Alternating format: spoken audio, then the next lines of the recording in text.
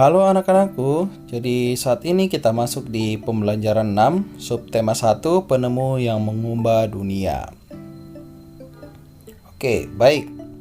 Jadi, kita akan belajar membuat simpulan dari sebuah teks eksplanasi. Perhatikan baik-baik ya. Jadi teks eksplanasi. Apa itu teks eksplanasi? Sebelumnya kita belajar bahwa teks eksplanasi adalah teks yang berisi informasi tentang suatu hal atau fenomena yang terjadi di masyarakat. Jadi mohon anakku catat baik-baik ya pengertian dari teks eksplanasi ini, supaya anakku lebih paham mengenai pengertian dan apa itu teks eksplanasi. Teks eksplanasi bertujuan untuk memberikan penjelasan kepada pembaca tentang proses terjadinya sesuatu. Oke, jadi teks eksplanasi itu dibagi menjadi 3. Yang pertama, pernyataan umum atau kalimat pembuka. Yang kedua, deretan penjelas atau isi. Terus yang ketiga adalah penutup atau kesimpulan.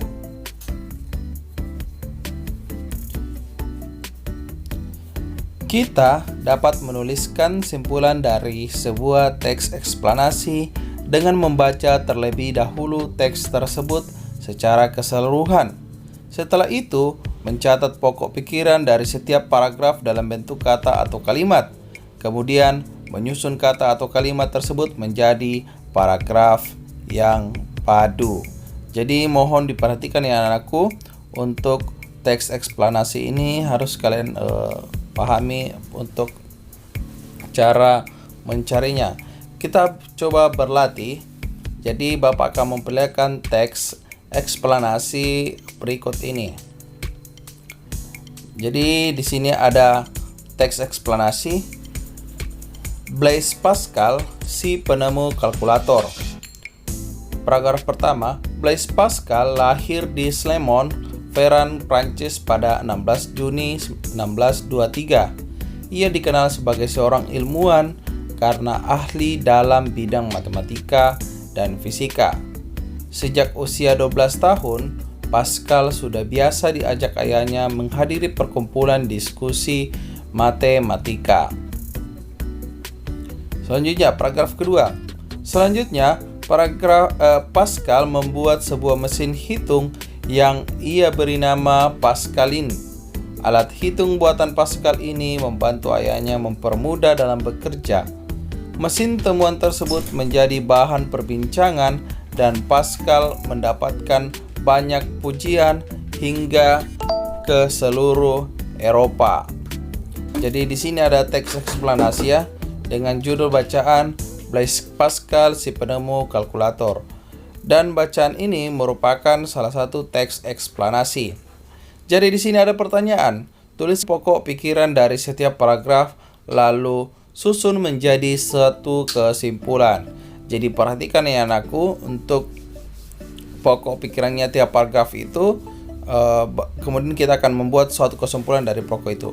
Paragraf 1, di situ pokok pikirannya adalah Blaise Pascal adalah seorang ilmuwan karena ahli dalam bidang matematika dan fisika.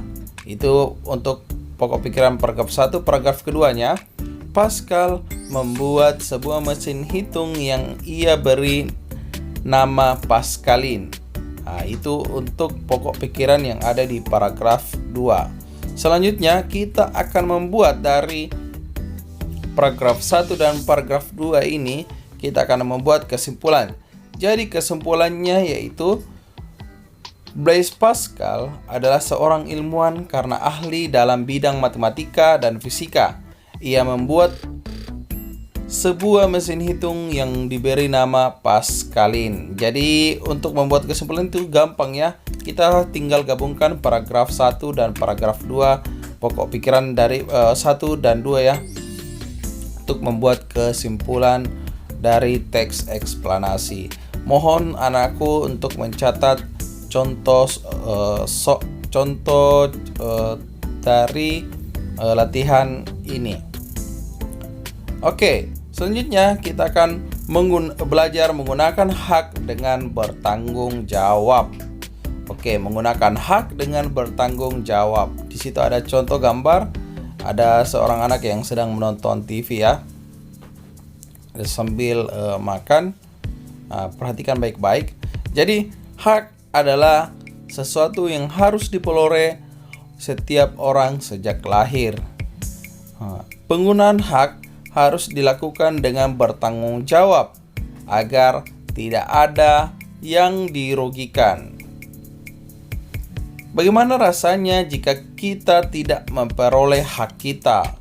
Wah, bagaimana rasanya jika anakku tidak memperoleh hak ya? Saya ambil contoh. Di situ ada anak yang pegang lampu ya. Misalnya pada saat mati lampu, salah satu penyebab pemadaman listrik adalah pemakaian yang berlebihan. Oleh karena itu, kita harus menghargai hak orang lain. Jika kita ingin memperoleh hak kita, yaitu dengan menghemat penggunaan listrik. Ya, biasanya ini hal yang sepele ya. Biasanya anakku atau kita sendiri biasanya lampu pada pagi hari atau siang hari itu masih tetap menyala. Kita tidak menggunakan hak kita dengan bertanggung jawab. Jadi kalau misalnya sudah mati lampu, wah pasti rasanya pasti aneh kan kalau misalnya mati lampu.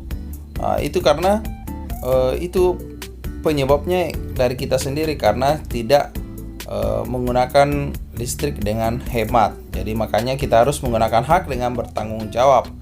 Sampai bertemu di pertemuan selanjutnya. Tetap semangat belajarnya di rumah dan tetap jaga kesehatan. Sampai ketemu ya anakku di pertemuan selanjutnya. See you, bye-bye.